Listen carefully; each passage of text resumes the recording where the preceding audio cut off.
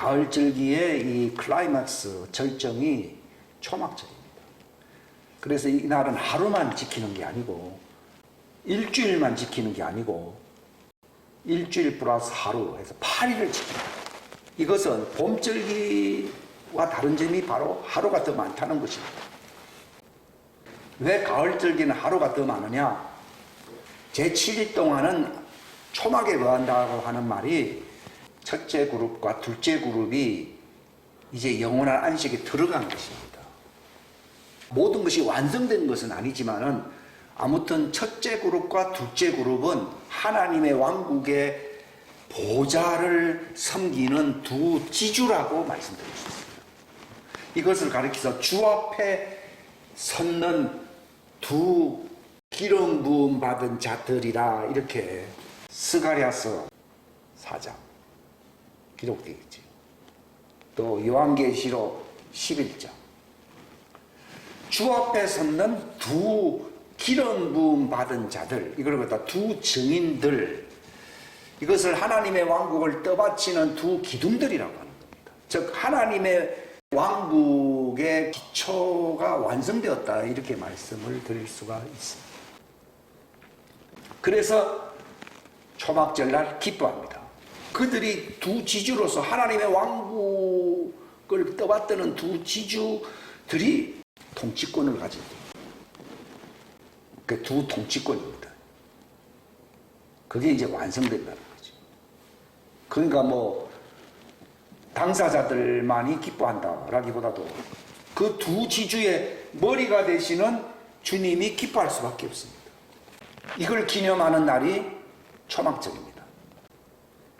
그전에는 이걸 몰랐기 때문에 뭐 이렇게 나무가지도 꼽아놓고 뭐 이렇게 초막 비슷한 어떤 세우기도 하고, 지금도 이스라엘에서 뭐 그렇게 행사를 하고 있습니다.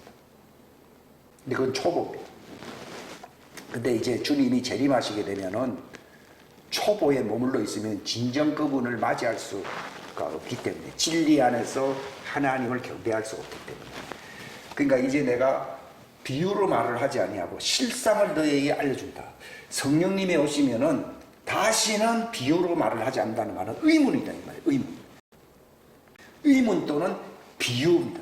이것은 초보입니다. 이것은 그 신비가 베일이 벗겨지지 아니한 것입니다. 즉 계시가 되지 아니한 것입니다. 그런데 이제 초막절도 이런 가을 절기나 하는 이 모든 안식일 개념도 이 하나의 비유였잖아요. 일주일에 하루 뭐 토요일 안식일이다. 그거 다 비유입니다. 근데 이제 마지막 때가 되었다고 하는 것을 뭘 알 수 있느냐? 뭐 돌아가는 세상 일이 참 이상하기 때문에 아니고, 물론 그런 일도 있을 수 있지만 그게 아니고, 이제는 그분의 재림을 맞이할 준비를 해야 되고 실제로 그 왕국의 영광에 참여를 해야 되기 때문에 성경에 감추어져 있던 모든 감추어진 것이 다 드러난다는 거죠. 드러나지 아니할 감추어진 것은 없다라고 예수님이 그 복음서에 얘기했죠. 표현은 그렇게 안 돼 있는데 하여튼 드러나지 아니할 감추어진 것은 없다. 즉 무슨 말인가? 때가 되면은 숨겨지지 아니하고 다 드러난다. 무엇이 드러난다는 겁니까? 비유나 문자로 의문으로 표현되었던 기절들이, 말씀들이 이제는 실상으로, 그걸 진리라고 합니다. 진리. 진리는 비유가 아니고 의문이 아니고 문자가 아니라는 거예요. 그것은 바로 우리가 실제로 볼 수 있고 경험할 수 있고 그 영광에 참여할 수 있다는 겁니다. 그러니까 예수님께서 요한복음 4장에 뭐라고 말씀하셨습니까? 사마리아 여인에게요. 이 산에서도 말고 저 예루살렘에서도 말고, 그러니까 산이라고 하는 것은 이제 쫓겨났던 그 이스라엘 사람들이 이제 전통을 지키기 위해서 그렇게 한 것이고, 하나의 제단을 쌓았다 이 말이에요. 근데 마지막에는 이 7 산 위에 군림하고 있는 음녀라고 하는 말이 나오잖아요. 진리가 다 드러남에도 불구하고 여전히 의문과 문자와 비유로서, 그걸 초보라 그러거든요. 초보로서 하나님을 경배한다, 뭐 섬긴다고 하는 사람들은 다 누구의 지배를 받는다고요? 음녀의 지배를 받는다고 하는 뜻이 바로 일곱 산 위에 군림하는 음녀다. 이렇게 나옵니다. 즉 무슨 말인가 하면 우리가 마지막 때 적그리스도에게 휘둘리는 종교 대표자가 누굽니까? 음녀잖아요, 음녀. 지금 이제 그 WCC라든지 뭐 이런 것이 다 그 이제 그런 마수가 이미 교회 안에 뻗치고 있다는 걸 보여주고 있는 거예요. 그 다 이제 자진해서 우리가 하나님을 제대로 섬기기 위해서는 666 짐승의 표를 받읍시다. 짐승이 내세우는 적이라는 말은 안 쓰겠죠. 적 그리스도가 진짜입니다 하면서 마치 옛날에 동방역에 신사 참배하는 사람들이 교회 그 총회에서 아예 결의를 해가지고 절하러 갔잖아요. 그러니까 이 북한이 다 그랬기 때문에 이 북한이 공산주의로 넘어간 것은 그때 이미 기초를 박아버린 거예요. 그게 우연하게 되는 일이었거든요. 누가 앞장서서 한 거예요? 만약 세상이 앞장섰다면 교회가 무너뜨릴 수 있습니다. 근데 교회가 있기 때문에 지금 그 책임이 누구에게 있냐? 교회입니다. 짐승의 표를 받읍시다 라고 외치는 것이요, 세상이 아니고 일곱 산 위에 군림하고 있는 적그리스도의 지배를 받고 있는 종교 대표 음녀의 지배를 다 받아서 우리가 모든 종교들이 다 이제 받고, 그러니까 세상 사람들 다 받고 이제 이렇게 나오는 거예요. 근데 그렇게 받는 사람들이 받는 재앙이 몇 번째 납할 때에 받습니까? 다섯째 납할을 받을 때 첫째 화가 나온다 그랬죠? 그것을 뭐라 했습니까? 천사의 표를 받지 아니한, 즉 짐승의 표를 받은 사람들 위에 그 황충의 피해가 있다 했어야 안 했어요? 있는데 몇 달 동안 있겠습니까? 5달 동안. 죽고 싶어도 죽지 않는다 하는 그 재앙이 마땅히 14만 4천인의 고관대작으로 그 영광에 참여해야 할 자들이 그 시내산 밑에서 송아지 신을 섬김으로 하나님을 경록해서 안 했어요. 그것 이상으로 우리 짐승이 바로 하나님이다, 우리를 평강으로 인도하기 이렇게 주장한 그런 교회와 그런 총회와 노예들이 있을 것이다 이 말이죠. 소위 하나님의 종들, 고관대작, 그들의 이름이 생명책에 기록되어 있었는데 그렇게 우상숭배를 공개적으로 함으로써 그 이름이 생명책에서 지워진 자들에게 황충의 화가 온 거죠. 그러니까 교회 다니는 사람이 그때 이제 막 이상한 병에 걸려가지고 평강이라는 평강은 하나도 없습니다. 그래서 공황장애 그런 얘기가 있죠. 공황장애 극치라고 보면 됩니다. 죽고 싶다 이 말이죠. 왜냐하면 그 고통이 굉장히 심각하거든요. 그게 심적인 고통뿐만 아니라 육체적인 고통이 막 말할 수 없어서 차라리 막 내가 꼭 뛰어내리는 게 낫겠다. 옥상에서 뛰어내리도 죽어요? 안 죽어요? 안 죽습니다. 왜냐하면 죽게 내버려 두질 않습니다. 고통을 네가 맛보라 그래가지고 5개월 동안 죽지 않습니다. 그게 성경에 기록되어 있죠. 죽고 싶어도 죽지 않는다. 그것은 첫째 화인데, 왜 화라고 하는가 하면은 화는 육신상의 어떤 그 애로 어떤 고통이 있는 것이 아니라 이미 영원한 멸망으로 확정돼서 안 됐어요. 확정된 걸 화라고 그러는 거예요.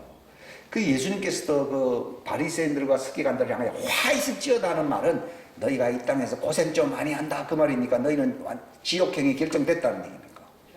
결정됐다 그 얘기입니다. 그것만큼 두려운 말이 없습니다. 화라고.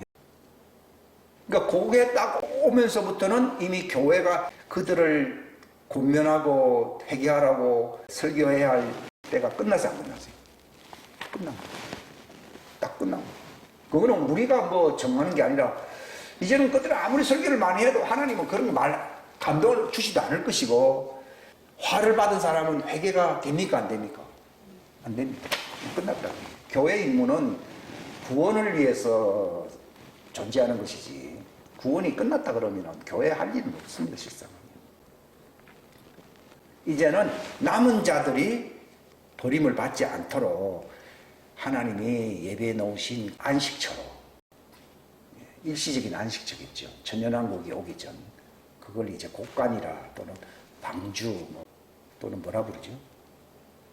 고센 고센 땅이다 뭐 이런 얘기를 그 옛날에 있었던 용어인데 그걸로 이제 들어가는 일이 나타나는데 그때는 사역이 하나밖에 없죠. 이제는 더 이상 이제 추수할 자들은 없고 이제 남은 자들이 보호받도록 예비된 그 광야에 그 숨을 곳으로 간다라고 요한계시록 12장에 있지요. 광야로 도망가더라 그랬습니다.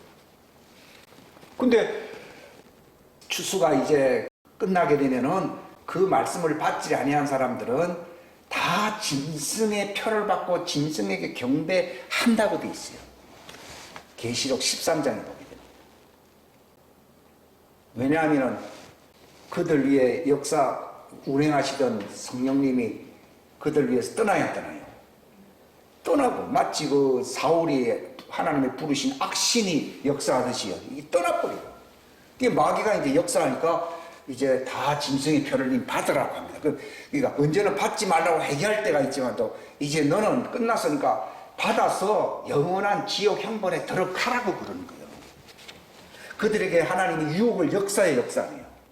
데살로니가후서 2장에 보게 되면 그들에게 그렇게 하나님이 권면했지만 받지 아니하니까 때가 딱 지나니까 성령님의 운행이 끝나고 하나님의 부리신 악신은 그들에게 유혹을 역사하사 그 짐승의 가증한 표를 받게 하사 마귀를 적그리스도를 숨겨라 하면서 하나님이 악신을 불어서 역사해버립니다. 그게 화요환이요. 그러니까 하나님은 복도 주지만은 뭐도 준다고요? 화 준다고 그러니까 조금 이해를 못하는데 그 기회를 놓치게 되면은 하나님은요 준엄하다는 사실을 뭘로 표시하는가? 그걸 미혹을 역사하사 거짓 것을 믿게 하시면 진리를 대항하여 믿지 않는 자들을 하나님이 어떻게 한다고요? 심판하려 하심이라. 너는 심판받아 이렇게 해버립니다. 그럼 끝나는 겁니다. 그게 지금 종말 시대에도 적그리스도 이 짐승의 표 때문에도 일어나지만은 예수님 당대 2000년 전에도 또 지금 시대에도 마땅히 네가 이제 기회를 줬건만은 기회를 너는 잃어버렸어 하면요 이제는 하나님이 그 반대로 그 완악한 마음을 줘야 안 줘요? 마음을 돌같이 만들어 버려가지고 미혹을 역사하여 그들이 보아도 알지 못하고 듣기는 들어도 깨닫지 못하게 하나님이 만드사 언제라도 그들이 회심하여 자기 죄들이 용서받지 못하게 하려 하십니다. 이게 얼마나 무서운 얘기입니까? 이 마가복음 4장 12절 말씀이 이제 이루어진 사람은 화를 받았어 안 받았어요? 받은 거예요. 이게 제일 무서운 거예요. 지금도 설교 듣잖아요. 혹시 한마디로도 깨달아가지고서 천국 올까봐 하나님이 싹 들어도 잊어버리게 만들고 보아도 깨닫지 못하도록 마음을 혼미케 만들어가지고 너는 지옥행이야 하여 그들이 돌이켜 회심하여 생명 얻을까봐 하나님은 두려워하여 그렇게 화를 명한다. 이게 무슨 거예요? 이게 요한계시록에만 있는 게 아니고 이게 마가복음 2000년 전에 4장 12절에 예수님이 직접 말씀했어요. 보면은 알아야 될 거 아니에요. 근데 보아도 알지 못하고 들으면은 뭔가 깨달아야 될 거 아니에요. 들어도 깨닫지 못하게 하나님 만드사 그 말입니다. 이렇게 번역하면은 너무 지나치다 할까 해도 실제는 그렇게 번역해야 진역입니다. 이건 누가 그렇게 만들었다고요? 스스로 나는 어리석어해서 모르는 겁니까? 하나님이 모르도록 했습니까? 모르도록 만들어버립니다. 하사, 우리나라 말은 하사인데 원래 만드사요, 만드사. 그러니까 설교를 들어도 모르게 만들고 보아도 깨닫지 못하게 만들어서 그들의 죄들이 어떻게 해요? 용서받지 못하게 만들려 함이니라. 이렇게 읽어야 됩니다. 이제 이 말 듣고도 에이구 나야 죄지 이렇게 또 생각하는 사람 또 있거든요. 그런 사람들에게 하나님이 어떤 마음을 가진다고 신명기서에 나와 있습니까? 또 찾아보자. 신명기 29장. 자 보세요. 이제 이 저주의 말, 하나님 이런 경고의 말을 하면 정신을 또 차려야 안 차려야 돼요. 차려야 되는데 그 말 듣고도 하나도 관심이 없잖아요. 이미 그 사람 끝났다는 얘기예요. 뭐라 되어 있습니까? 29장 19절에 보면은 그가 이 저주의 말, 이 저주의 말을 듣고도 마음속으로 자신을 어떻게 한다고요? 축복한다는 거예요. 아이고, 내가 저주하고 무슨 상관, 나는 이미 예수 잘 믿기 때문에 나는 복을 받고 있어요. 이렇게 생각하는 사람들이 많다. 마음속으로 자신을 축복하여 이러기. 그러니까 사람들이 기쁘게 그냥 다 이렇게 사는 이유는요. 아이고, 뭐 저 사람이 혹시나 해서 저런 말 하는 것이지. 나야 축복받았지. 내가 이렇게 가서 헌금도 많이 하고 사람들하고 착하게 잘 사는데. 이렇게 생각을 하거든요. 요게 이렇게 생각하는 사람들 많습니다. 자신을 축복한다는 겁니다. 근데 이 사람들이 진짜 정말 복을 받으려면 울어야 되는 분이에요. 그게 성경에는 웃는 자들, 스스로 자신을 축복하여 웃는 자들이 복이 됐습니까? 우는 자들이 복이 됐습니까? 우는 자. 애통하는 자가 복이 있다는 얘기예요. 안 운다 얘기죠. 이런 말을 듣고도 나는 제외야. 나는 예외야.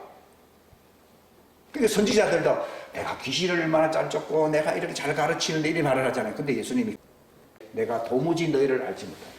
화를 이 불법을 행한 자에 내게서 떠나가라 할 사람 많습니다. 스스로 축복하고 있는 건데. 이 가장 큰 죄악이 뭔가 하면요. 무감각한 것보다도 스스로 위로를 받는 겁니다. 자신을 축복하여 이르기를 성경 정말로 뭐 이런 말씀까지 있다는 게 내가 비록 내 마음의 상상 속에서 그러며 목마름에 술 취함을 더하려 할지라도 이렇게 자기 하는 짓이요 목마르고 술에 취해 있고 내가 현실 세계를 제대로 보지고 망상 속에 그런 속에서 산다 할지라도 내게는 평안이 있으리이다. 오늘날 평안 외치 않죠. 예수님 오실 때에 평안하다 라고 사람들이 말을 해야 하네요. 근데 찬물 마시고 정신 차리라는 말 있잖아요.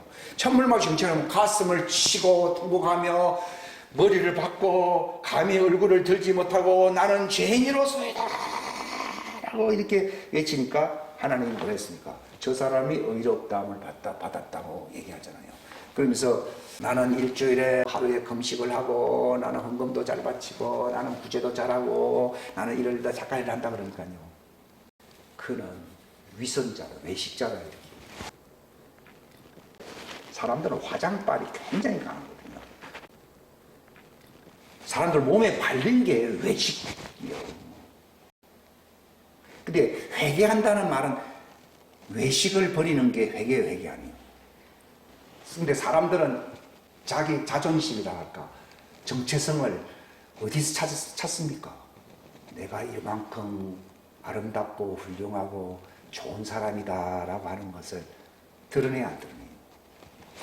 그것 때문에 회개가 안 되는 그게 이제 지옥행위입니다.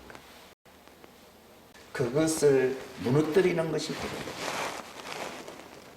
근데 하나님이 네가 내 앞에서 네 자신을 알렸다라고 하는데도 불구하고 자신을 위장하면은 희망이 있어요, 없어요? 그럼 하나님 왜 그렇게 말씀합니까? 네가 진심을 토하면은 하나님은 수리하고 구원하고 고쳐야 안 고쳐요. 너를 수리하는 줄을 성경에 수리라는 말을 쓰고 있거든요. 수리해 주려고 그렇게 한 것이지 창피 주려고 하는 말이 아니거든요. 그게 기회를 준다는 말이에요. 왜 회개하라 그럽니까? 잠깐 회개만 하면은 너는 영원히 이제는 창피받지 않는 자로 영화롭게 너를 고쳐주겠다 그 말이거든요. 근데 이 수리를 안 받는다 이 말이죠. 왜? 잠깐 동안 사람들 앞에서 위신이 추락한다 이 얘기예요. 그게 지혜로운 것입니까? 어리석은 것입니까? 지혜롭다 생각하니까 그렇게 합니다 사람들은. 주께서는 그를 뭐 하지 않는다고요? 용서하지 아니하실 뿐 아니라. 그러니까 그것만 안 하면 용서받는다는 얘기예요. 자기를 위선하잖아요. 그러면은 수리할 수가 없어요. 그러면은 고침을 받지 못합니다. 그러면 용서받지 못합니다. 그러면 어떤 일이 일어납니까? 주의 분노와 그분의 질투가 그 사람을 대적하여 연기를 뿜으며 이 책에 기록된 모든 저주가 그에게 놓이리라. 그러면서 끝에 뭐냐면 주께서 그의 이름을 하늘 아래에서 어떻게 한다고요? 본래는 기록되어 있는데 지워버려. 명패의 이름을 지워버리겠다. 그게 맨 마지막입니다. 뭐 진노만 해도 끝나도 괜찮습니다. 이제는 너는 끝났어. 이름을 생명책에서 지워버립니다. 이게 이제 화입니다. 그러니까 생명책에서 이름이 지워버린 자들에게 황충의 피해가 있다 이게 말이죠. 그러니까 그 전에 하나님이 많은 경고를 줬어 안 줬어요? 이걸 어려운 일이 올 수도 있습니다. 어려운 일이 오도 기회는 남아있습니다. 10조 9편 강도 보십시오. 뭐 하나님의 아들이라고 해서 뭐 별 겁니까? 근데 딱 보고서 이 사람이 옳은 분이시다 라고 하면서 저를 기억해 주십시오 그러잖아요. 그전에는 비웃고 공감하고 그렇게 있었지 않습니까? 그게 자신을 모른다는 것이죠. 자신이 어떤 상태에 있는지. 그러니까 여기 다 읽으면은 모든 저주대로 화를 받게 하신다라고 하는 말이 이 신명기 29장에 이미 다 나와. 이 요한계시록만 겁나는 게 아니에요. 이미 신명기 29장 그리고 마가복음 아까 4장 12절 이런 거 자세히 보시라고. 그러니까 하나님은 저 사람은 지옥 가는 것이 내 뜻이야 하면 끝난 거예요. 디모데후서에 보면은 하나님은 한 사람도 멸망하지 않고 다 구원에 이르기를 원하신다 그 말도 있지만도요. 그러나 기회를 악용해버리고 잃어버렸을 때는요. 저들이 망하는 것이 내 기쁨이야 하는 때가 온다는 거죠. 그게 이제 인간들이 받는 화 중에 제일 큰 화라 이렇게 말씀드릴 수가 있습니다. 하나님은요. 그들이 회개하도록 구원을 받도록 하는 것이 하나님에게는 노동이라고 해요. 이걸 이사야 64장에 보면은 그 이스라엘이 범죄할 때 내가 그들과 함께 광야에 있으면서 내가 그들과 함께 고난받았다고 하지 않습니까? 하나님 육체가 되지도 않은데도 불구하고 천사의 형태로 나타나신 분이 여호와잖아요. 고난받아, 이 천사니까 편안하지 아닙니다. 마음으로 더 고통받을 수도 있어요. 고난받으셨다 했습니다. 근데 이제 재판이 끝나고 지옥 갈 자는 다 가고 이제는 구원받아야 할 사람들이 완성됐잖아요. 몸의 부활이 이러면은 완제품이 나와버리거든요. 그럴 때 하나님이 안식합니다. 즉 구속사가 첫째 부활의 구속사가 완성되는 초막절 때 이 하나님의 안식이 완성되기 때문에 기뻐할 수밖에 없습니다. 하나님은 저 사람이 구원받을까 말까 이러니까 하나님도 고난 받아야 받아요. 받지. 육체 노동만이 고난이 아니거든요. 그 마음의 고통이 더 심하다는 얘기가 있잖아요. 마음의 고통은 뼈를 상하게 한다는 말이 있지 않습니까? 근데 이제 탁 멸망받을 사람들 딱 끝이. 그러니까 성경의 구약성 읽어보면요. 내가 그들을 지옥에 던짐으로 내 마음을 편안하게 하겠다는 말이 있잖아요. 사람들은 그런 기절들을 별로 안 가르칩니다. 혹시 돌아올까봐 하나님 노심초사했는데 이제 딱 그들이 이제 끝장나서 영원한 화를 받으니까 하나님이 마음이 어떻다고요? 내 마음을 평케하겠다 이렇게 말하잖아요. 우리 생각에는 지옥 갔으니까 그전에도 하나님이 참 노심초사하셨는데 하나님이 지옥 간 자들을 위해서 얼마나 가슴이 아프고 하나 다 잊어버려야 하는 거예요. 그 사람을 완전히 잊어야 안 잊어요. 잊어야 고통이 사라져요. 우리는 망각할 능력이 있죠. 하나님 망각할 능력이 있습니다. 그래서 그 전까지 저들을 기억해 주려고 했다가 이제는 기회를 잃어버렸잖아요. 그럼 지옥에 떨어지잖아요. 그럼 딱 난감해 봅니다. 그 전에는 주의 종으로 뭐 이렇게 했다 하다 할지라도 주의 이름으로 권능을 행했다 이렇게 말한다 하더라도 이제 그들이 딱 지옥에 떨어졌잖아요. 그러니까 주님이 뭐라 그랬어요? 내가 너를 도무지라는 말을 쓰거든요.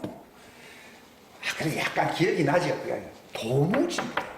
그래서 내 마음을 평케하겠고 이런 말이 구약성경에 있습니다.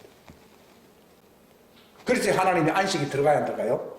들어갑니다. 그러니까 형벌받을 자를 완전히 끝내버리고 그리고 이제 구원받아야 할 사람들이 믿음을 지켜서 이제 부활에 이르렀잖아요. 그러면 완성된 거잖아요. 그러니까 내가 그들이 이제 나와 함께 오른쪽 왼쪽 요셉의 무성한 나무가지들과 또 좋은 나무가지들 또 왼편에 있는 종려나무가지 그 14만 사천들이 종려나무가지를 들고 흰옷을 입고 보좌 앞에 서야 안 서요? 그 있잖아요. 이게 바로 뭘 기념하는 거예요? 초막절을 기념하는 거예요. 그래서 이제 마지막 때에 그들이 내 왕국의 오른편과 왼편에 왕국을 떠받드는 두 지주의 기둥으로서 고관 대작이 되고 왕들이 될 때 하나님 기뻐해요, 기뻐 아니에요? 그러니까 이 초막절을 우리는 항상 기억을 해야 됩니다. 하나님 뭐 갖고 기뻐하느냐? 종려나무 가지들, 이 좌편에 있는 종들이 고관 대작이 되어서 자기들 첫째 부활에 참여했잖아요. 첫째 부활이 완성됨으로써 말 그대로 첫째니까 첫째 안식이 완성된 거예요. 그리고 둘째 부활이 찾아왔을 때에 영원한 안식이 완성돼야 완성한대요. 완성되거든요. 그러니까 그 초막절을 지킬 때에 오른쪽 왼쪽 이 두 부류의 나무들이 막 기뻐하고 즐거워한다는 말이에요. 이게 안식에 들어가서 이제는 끝났다. 이제는 주인의 즐거움에 들어간다 하면서 막 기뻐하거든요. 근데 아직도 우리는 하나님이 기뻐하지만도 혹시나 할까봐 이제 그래서 징계가 있는 거예요. 왜 징계가 있는가 하면 하나님의 기쁨이 사라져버릴까봐. 하나님은 자기를 사랑하는 자를 징계하는. 징계하는 것은 하나님의 기쁨이 끝나지 않게 하려고 징계가 있는 거예요. 이 관계를 잘 하셔야 돼요. 근데 이게 다 끝났잖아요. 기쁨이 완성되었고 슬픔은 사라져버리고. 이것이 뭡니까? 안식이거든요. 그날이 무슨 날이라고요? 천년왕국 때잖아요. 그 천년왕국 때 첫째 부활에 참여한 자들 기뻐한다는 말이 오른쪽에 좋은 요셉의 무성한 나무 가지들과 왼쪽에 종려나무 가지와 버들나무 가지들. 그들이 이제 완성되었기 때문에 하나님의 왕국의 그 기초가 완성됐잖아요. 그 보좌의 왕자의 터가요. 그러니까 하나님은 기뻐하고 하나님 휘파람 초막절 때 하나님 휘파람 휙 붑니다. 그 말이 어디 있습니까? 스바냐서 3장에 휘파람을 불고 난 너를 위해서 기뻐하고 즐거워한다 그러잖아요. 이게 이제 천년왕국에 들어갈 천년왕국이 바로 초막절이에요. 초막절. 그게 첫째 부활의 안식의 완성이에요. 이건 하나님의 이 왕국의 이 보좌의 터가 완성되는 겁니다. 첫째 부활은 성전 안에 들어오는 사람들을 얘기하는 겁니다. 이게 하나님의 왕국의 수도입니다. 수도. 하나님의 보좌가 있는 곳이거든요. 근데 천년왕국은 이제 들어올 사람들 둘째 부활을 정해놓은 거예요. 그 둘째 부활을 무슨 부활이라 부릅니까? 심판의 부활. 심판의 부활로 나올 자리는 누굽니까? 서민들이었습니다. 이 천년왕국에서 구원받는 사람들을 심판의 부활이라 얘기하는 거죠. 근데 천년왕국이 계속됩니까? 천년왕국도 또 끝납니까? 말 그대로 천년으로 끝납니다. 왜 끝납니까? 그것도 이제 둘째 부활에 참여할 자들을 얻기 위한 하나의 과정이에요. 과정 아니에요. 과정이기 때문에. 그것도 끝나는 겁니다. 근데 둘째 부활을 또 둘째 생명의 부활이다 하면 내가 이해가 가는데 심판의 부활이다. 아니 심판받는 걸 뭐 부활이라는 거창한 용어까지 쓰실 필요가 있습니까? 저는 항상 질문을 했거든요. 그게 그들이 불련못의 끝자락에까지 갈 뻔했다가 하나님의 통치권을 보고 그들이 되돌아와야 안 되라고요. 되돌아올 자들을 얘기해요. 첫째 부활은 구원받는 조건이 무엇입니까? 믿음입니다. 믿음. 근데 믿음은 그 내용이 무엇을 믿어야 된다는 겁니까? 하나님의 말씀을 언약이라고 그러거든요. 하나님의 말씀을 깨닫고 그것을 붙드는 사람이에요. 그걸 믿음이라고 그러는 거죠. 그러니까 첫째 부활에 참여할 수 있는 자격은 믿음인데 사람들이 믿음하면 다 믿는다고 그 말이 아니고 하나님의 왕국의 신비를 말씀하신 그 왕국에 참여하는 것이 언약이거든요. 그게 종들도 하나님과 결혼을 해야 하네요. 사람들은 믿는다 하지만도 당신 결혼할 겁니까? 하니까 결혼 안 해요. 그냥 내가 하객이지 뭐. 근데 하객이 구원받습니까? 결혼한 사람이 구원받습니까? 결혼한 사람이 오늘날 교회 나온 사람들이 결혼을 하려고 말씀을 믿고 있습니까? 방관자로서 믿고 있습니까? 그러니까 그게 멸망인 거예요.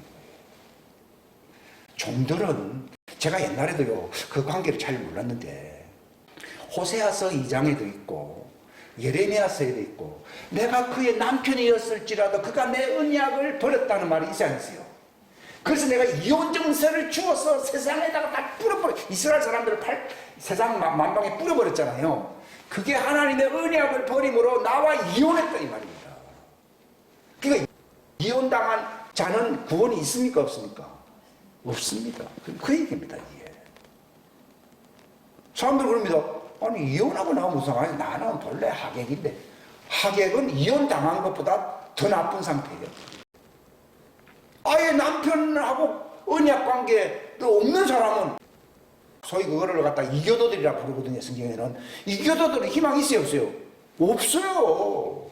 이거 잘 아셔야 됩니다. 그러니까 왕국의 아버지와 그 공무원으로서 결혼하는 사람이 고관대작이 될 여자의 부활을 얘기하는 거예요. 이게. 그러니까 정확하게 하셔야 됩니다. 너희는 내 말을 듣고 내 언약을 지키면, 출애굽기 19장에 있어요. 내 언약을 지키면 하는 말이, 내가 남편이 되고 네가 나의 신부가 돼. 신부란 말은 거기 쓰질 않지만도 아무튼 정혼한다면 내가 의와 긍휼과 정의와 신실함으로 장가든다는 말이 있지 않으세요? 근데 내가 정혼한다는 말을 하잖아요. 그러니까 정혼받아야 구원이 있지 않으세요? 정혼받아도 이혼되는 사람을 그 생명체의 이름에서 어떻게 한다고요? 지우잖아요. 근데 아예 결혼도 안 했다. 다른 이방 종교는 가톨릭이든 기독교든요. 언약을 모르면은 이교도예요, 이교도 아니에요. 이교도입니다. 따라합시다. 언약을 모르면 열심히 교회 다녀도 이교도다. 그분이 내 남편 아니죠. 그러니까 예수님이 요한복음에 보게 되면은 내게 그 생명수를 주사 다시는 목마르지 않게 하시고 또 물을 길러 이곳에 오지 않게 하소서. 그러니까 예수님이 뭘 했습니까? 내 남편을 불러오라 그랬잖아요. 근데 그 여자에게서 남편이 누구냐 하는 거죠. 그런데 예수님이 그걸 말하는 거예요. 하나님과 언약 관계를 맺은 자만 하나님이 남편이지, 그렇지 않으면은 다 누가 남편이에요? 마귀요, 마귀. 그래서 마귀의 종이라고 부르는 거예요. 마귀와 결혼을 했는데 어떻게 구원을 받느냐는 얘기죠. 그러니까 마귀는 어느 왕국에 있어요? 지옥 왕국에 있잖아요. 응? 그러니까 지옥 왕국에 가야지, 남편 만나러. 뭐 당연한 거 아니에요. 회개한다는 말은 누구와 결별해야 된다는 거예요? 마귀와 결별해야 되는 거죠. 그게 회개죠. 그러니까 이 성경책은 뭘 알려주는 책이에요? 제가 책 제목을 설교를 하고 있는 겁니다. 하나님과 결혼입니다. 언약이라는 말은 계약이라는 뜻이 아니고 뭐 상거래하던 그런 계약이 아니고 하나님의 왕국에 참여하는, 하나님이 나의 아버지가 되는 결혼관계의 의미지. 그러니까 예수님은 그걸 넣고 싶으냐?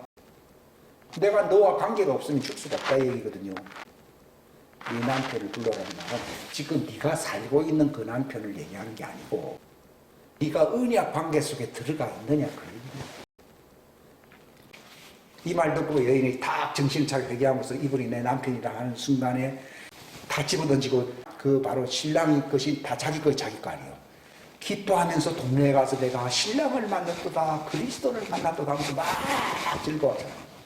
그게 언약을 아는 사람. 근데 오늘날 교회 다니지만은 언약 설교가 없고 언약 관계 속에 들어온 사람이 없어요. 언약 관계 속에 들어오지 아니하면 이교도입니다. 이교도. 그는 하나님과 아무 관계가 없습니다. 이스라엘이 왜 위대한 민족이냐? 비록 범죄에서도 모세의 중보기도를 통하여 시내산까지 와서 하나님이 결혼하려고 하나님 높은 산 위에 내려와서 안녕하세요. 내려왔고 내 언약은 진실하다 하면서 대표자들 장로인 70명을 산 중턱까지 올라가라면서 하나님 앞에서 먹고 마셔서 안 마셨어요. 그래서 그들이 하나님을 보고 먹고 마셨더라. 하나님은 그들에게 손을 대지 않으셨더라. 출애굽기 24장에 있지. 근데 이제 정오는 말 그대로 약혼이거든요. 그 말은 파혼이 될 수도 있고 이혼이 될 수도 있고 또 내 백성이 아니란 그곳에서 또 자기에게 또 돌아올 사람들이 또 있지 않겠어요? 있을 것이다 이렇게 성경은 말씀하잖아요. 그러다가 이제 그 결혼이 완성된 날이 초막절.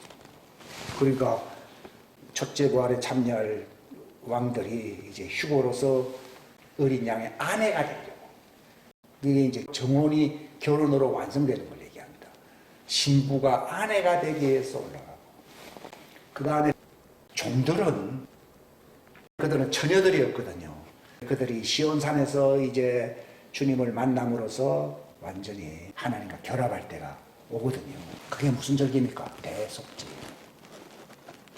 그들의 죄가 끝난다는 것입니다. 땅에 속한 자들이 죄가 그때는 끝남으로써 죄와 상관없는 부활체가 됨으로써 하나님과 결합. 왜 그전에는 왜 휴거가 되지 않느냐? 죄가 끝나서 안 끝났어요. 회개만 하지 죄가 완전히 끝나면 회개할 필요가 없죠. 근데 왕들은 할례가 일어났기 때문에 그들의 죄가 끝났다는 말이 있지 않았어요. 많잖아요. 이게 사람들이 그 구별을 잘 안 하거든요. 그건 육신의 죄가 남아있다는 것 뿐이지 이미 혼의 죄는 끝난 거예요. 근데 이걸 스스로 알지 못하면은 어린아이입니다. 어린아이로 상태로 몰면은 시집 갈 수가 없죠.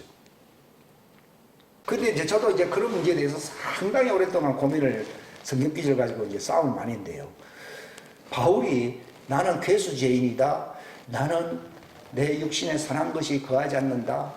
오라 나는 괴로운 사람이로다. 이 사망의 육체가 이렇게 얘기하는 것이지 이걸 혼이라고 얘기하는 거예요. 이제 속죄가 끝났다는 거예요. 그래서 구속을 받았다 그러니까 육체가 완전했다 그 말이 아니고 완전함으로 나아감이라 하면서 히브리서 6장에 보면 그들은 육체가 완전하다 함이 아니요. 그 선한 양심이 그 혼의 선한 양심이 하나님을 찾아가야 안 찾아가요? 그 말이다 이게요. 근데 혼의 할례가 일어나는 거예요. 혼의 할례가. 그러니까 바울이 뭐랬습니까? 육체로는 여전히 무슨 법을 섬긴다고요? 죄의 법을 섬기나 이렇게 나와 있어요. 그게 성경 기준이 어디에 있어요? 로마서 7장 후반부에 있지 않았어요? 그 말은 바울이 불신자 시절에 한 말입니까? 자기가 이미 로마서를 쓸 수 있을 정도의 성교를 왕성하게 하던 때입니까? 성교를 왕성하게. 지금 내가 현재란 말이야. 현재 내가 육신으로는 죄의 법을 섬기고 있으나. 그러니까 죄의 법을 섬기니까 아직 육신의 죄가 끝났어 안 끝났어요? 안 끝났죠. 언제 육신의 죄가 끝납니까? 휴거래. 근데 종들은 육신의 죄는 말할 것도 없고 혼의 죄도 여전히 죄와 사망의 법 안에 있지 않았어요? 있으니까 휴거가 안 되죠. 분리가 안 되죠. 이거는. 근데 그들이 혼의 죄가 언제 완전히 끝납니까? 시온산에 섰을 때에 어린 양이 그들 앞에 서서 그들과 함께할 내 언약이 완성된다는 말이 로마서 11장에 있지 않았어요? 완성됨으로 그들의 죄가 끝난다 이렇게 나오잖아요. 그때 그들의 혼이 끝나면서 육체가 벗어나가지고서 그들이 여자의 부활체로서 시온산에 들어가야 안 들어가요? 들어가는 거예요. 그러니까 회개한다 끝까지 어린 양의 피에 자기 옷을 적셔 계속 회개한다는 말은요. 그 혼의 옷이 죄가 완전히 끝나지 않았다는 걸 얘기합니다. 근데 하나님 그걸 왜 그렇게 묵인을 하십니까? 회개를 하고 있기 때문에. 그래서 회개가 진실한 사람들에게 마지막 때에 새로운 형태의 부활을 탁 입혀줄 때 그 죄가 끝나야 안 끝나요? 샥 끝나버린다는 거예요. 그러니까 베드로가 회개하고 회심하라. 이는 주님이 지상 재림할 때 주님이 나타난다 그러는데 물론 그 지상 재림입니다. 지상 재림할 때에 너희 죄들이 끝날 것이다. 그때 너희가 상쾌하게 된다고 돼 있어요. 근데 회개하고 있는 동안에는 상쾌함이 완성됐어야 안 됐어요? 안 됐지. 근데 주님이 지상 재림할 때에 너희 죄들이 끝난다는 말이 부활체가 되어서 이제는 전혀 다른 새로운 삶을 살아야 하잖아요. 살게 된다는 것이죠. 그게 이제 종들과 그 아들들, 왕들의 차이인데 바울이 그랬어요. 그는 하나님의 아들의 어떤 대표자라고 볼 수 있잖아요. 그랬어요. 현재 나의 육신은 죄의 법을 섬긴다는 말은 율법 아래 있어야 됐어요. 있다는 걸 얘기하는 겁니다. 그렇기 때문에 오라 아직까지도 나는 괴로워야 안 괴로워요? 하나님이 아직도 기쁨을 완성하지 못한 이유는 아직 육체를 벗어나지 않았기 때문이거든요. 근데 몸의 육체의 부활이 다가오니 그때 기뻐해요, 기뻐 안 해요? 그게 휴거를 얘기하는 거예요. 마태복음 24장에 환난과 재앙이 올 때 기뻐하고 즐거워하라. 이제 너희 육체의 사망의 법에서 끝날 때가 온다 이 말입니다. 그 말은 육체는 죄법 아래 사망의 법 아래 있어야 했어요. 있는데 그 육체의 구속이 이루어질 날이 휴거를 얘기하는 거예요. 그러면 그때 육체를 완전히 벗어야 안 벗어요? 싹 벗어버려요. 그러면은 안식이 완성됐거든요. 그럼 어린 양의 아내로서 주님의 몸과 결합이 돼요, 결합 안 돼요? 육체 때문에 아직도 멀리 떨어져 있어요. 근데 육체를 싹 벗어버리는 날 우리의 혼이 예수님의 부활체와 다 결합이 돼요. 그때가 완성이거든요. 그러니까 그때는 그 하늘에서 3년 동안 그 기쁨을 혼인 예식을 해야 돼요. 혼인 예식을 해야 되니까 혼인 행사장이 그 정천이잖아요. 궁창이잖아요. 거기서 마귀가 자기 때가 얼마 안 남았다는 말이 그게 무슨 말인가 하면은 이제 그 자리를 비워줘야 할 날이 가까워서 안 가까웠어요. 가까웠다는 말이에요. 그들이 심히 분노하여 이제 땅으로 내쫓기니 짐승의 표를 이제 받은 놈들이 이제 나타나고 있고 이제 적그리스도 다 나타났으니까 적그리스도 하나가 될 수 있지 않으세요? 예? 땅에까지 내려가서니 적그리스도 내가 너를 높여주마 하면서 저 이제 광야로 도망간 저 놈들이 있다고 그러는데 저 놈들을 어떻게 해볼까 하고서 이제 그 핍박한다고 돼 있잖아요. 광야로 도망간 그 여자들과 싸우려고 하는데 하나님의 명령을 지키고 예수님의 증언을 가진 여자들이 서민을 천년왕국 때에 이제 바다에 모래알 같이 많은 그 자들을 양육을 해야 되잖아요. 종들이 왜 거기 들어가는가 하면요. 그 많은 초자들을 가르쳐야 되거든요. 천년왕국 때에. 그게 몇째 부활에 이르게 하려고요? 둘째 부활에 이르게. 누구를요? 천년왕국 때 바다 모래알 같이 많은 서민들을 향해서. 마귀는 누구를 깨뜨리려고 전쟁한다고요? 둘째 부활에 이를 서민들을 기르기 위해서 그들을 가르치고 있는 여자들. 그들은 지도자잖아요. 지도자들과 대항하려고. 그러니까 제가 오늘 장막절. 요것도 이제 끝나야지 이제 하나님의 추수가 완성되잖아요. 그게 천년왕국이 또 끝나야 되는 이유는 둘째 부활이 완성되어야 되거든요. 둘째 부활이 언제 완성됩니까? 백보자 심판. 그 백보자 심판이 몇째 날입니까? 안식이 지나가고 여덟째 날 맞지요? 여덟째 날이에요. 여덟째 날 때에 왜 기뻐하느냐? 천연왕국 때에 그 고관대작이 될 그 여자들이 그들을 통치하고 또 그 위에서 하나님의 아들들이 다스린다 했잖아요. 짐승의 표를 받지 아니하고 살아남은 자들이 천연왕국 때에 주님과 함께 통치한다는 말이 있잖아요. 그게 천연왕국의 현장이거든요. 거기서 둘째 부활이 일어나야 되거든요. 둘째 부활. 이것이 언제 이루어지느냐? 제8일째. 이걸 날짜로 얘기하면 내일은 의문, 하는 문자입니다. 근데 그걸 알고 하면 그 왕국의 신비를 안 겁니다. 백보자 심판인 거예요. 백보자 심판 때에 그들이 어떻게 구원받습니까? 바다에서 나와야 되는 거예요. 근데 그 바다가 어디에 있어요? 물 밑에 있거든요. 이게 이제 음부예요, 음부. 물 밑에 있는 옥이 옥. 그래서 바다가 죽은 자를 토해낸다는 말이 이상했어요. 있잖아요.